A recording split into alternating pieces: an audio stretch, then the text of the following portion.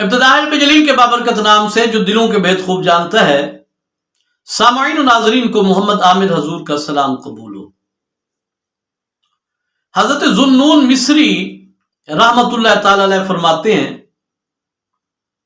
کہ ایک آدمی نے جو کہ بے انتہا غریب تھا اور مزدور تھا، کسی جگہ پہ سارا دن مزدوری کی۔ جب مزدوری کرنے کے بعد دیہاڑی ختم ہوئی، ٹائم ختم ہوا، سارے مزدور جانے لگے، تو مالک نے اس ایک نیک مزدور کو اپنے پاس روک لیا کہ میرے پاس تھوڑا سا کام ہے، اگر تم وہ کام میرا اضافی کر دو تو میں تمہیں اضافی پیسے بھی دوں گا۔ اب وہ اضافی کام کرتے کرتے اندھیرا ہو گیا، اسے اندھیرا پھیلنے کے بعد اب اس نے پیسے لیے، اپنی مزدوری لی، لے کے جب چلنے لگا تو اسی ابھی بستی میں موجود تھا کہ نماز عشاء کے لیے اذان ہو گئی۔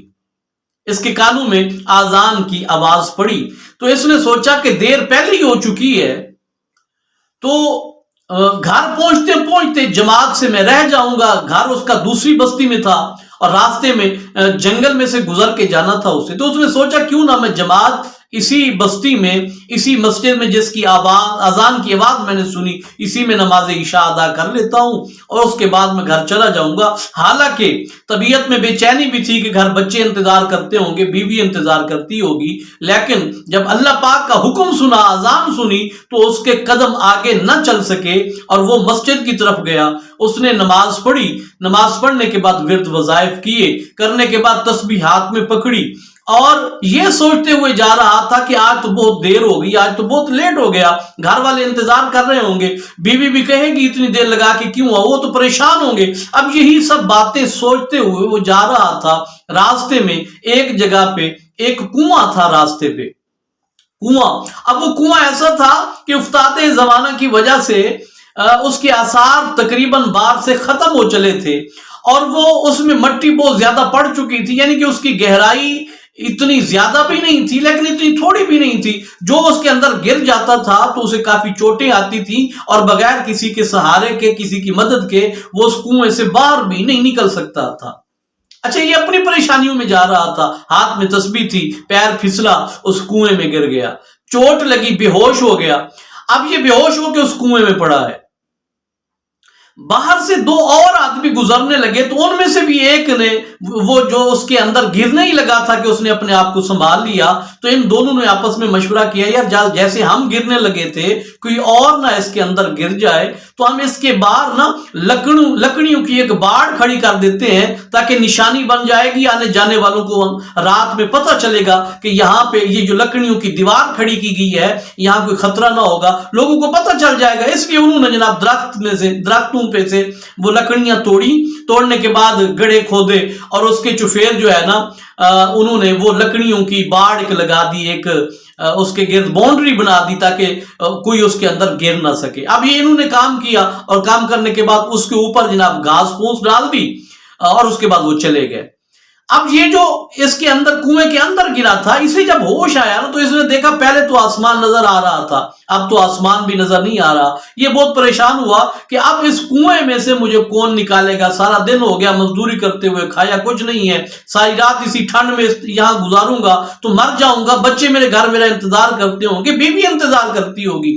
یہ سب پریشانیوں میں مبتلا تھا، سوچ میں مبتلا تھا کہ اچانک ذہن میں خیال پیدا ہوا کہ اگر دنیا کے اسباب مجھے اس کنویں سے نکالنے کے ختم ہو چلے ہیں تو پھر میں کیوں نہ اس مالک کو پکاروں کہ جو مالک ہر دل کی پکار کو سنتا ہے، کہ اور اگر کوئی اسے سچے دل کے ساتھ اور خلوص کے ساتھ پکارے تو ایک پکار پہ اللہ اسے 70 مرتبہ جواب دیتے ہیں۔ تو اس نے اب سچے دل کے ساتھ اللہ پاک سے مدد طلب کی۔ اللہ رب العالمین نے اس کے لیے وسائل پیدا کیے۔ ایک آواز آئی اسے اور اس نے اوپر جب دیکھا تو اس نے دیکھا کہ ایک لکڑی کنویں کے نیچے اس کے پاس آ چکی تھی۔ اس نے یہ محسوس کیا کہ میں اپنی اونگ میں یا اپنی غشی میں ہوں گا، کسی نے مجھے اوپر سے آواز دی ہوگی اور یہ رسی اس نے ڈالی ہوگی جو مجھے اس میں سے نکالنا چاہ رہا ہے۔ اس نے اللہ رب العالمین کا شکر ادا کرنے کے بعد اس رسی نہیں، وہ ایک لکڑی تھی، لکڑی کو پکڑا اور اوپر سے کسی نے کھینچا. جب یہ باہر نکلا نا، باہر نکلنے کے بعد اس نے دیکھا کہ اس آدمی کو اس کنویں میں سے نکالنے والا کوئی انسان نہیں تھا، بلکہ اس جنگل کا ایک خونخوار بھیڑیا تھا. اس نے جب اس خونخوار اور قد آور بھیڑیے کو دیکھا نا تو دہشت کی وجہ سے نیچے جو گرا، پھر دوبارہ بے ہوش ہو گیا اور وہ بھیڑیا چلا گیا. یہ پتہ نہیں کتنی دیر بے ہوش پڑا رہا ہوگا. تھوڑی دیر بعد حضرت ذوالنون مصری فرماتے ہیں کہ جب اسے ہوش آیا نا، ہوش میں آنے کے بعد یہ ابھی انہی سوچوں میں بیٹھا ہی ہوا تھا کہ ہاتف غیبی سے اس کے کانوں میں آواز آئی کہ تم نے بیوی بچوں کی محبت کو، اپنے گھر بار کی محبت کو چھوڑ کے میری عبادت کے لیے وقت نکالا تھا. تو جب تم مجھے نہیں بھولے تھے تو تمہاری مشکل میں اللہ تمہیں کس طرح بھول سکتا تھا. تم نے جناب ساری محبتیں ایک طرف رکھ کے میری عبادت کے لیے ٹائم نکالا، اور جب تم مصیبت میں گھر کے مجھے پکار رہے تھے تو میں نے انسان کے دشمن درندے کے ذریعے تمہیں اس کنویں سے باہر نکال دیا.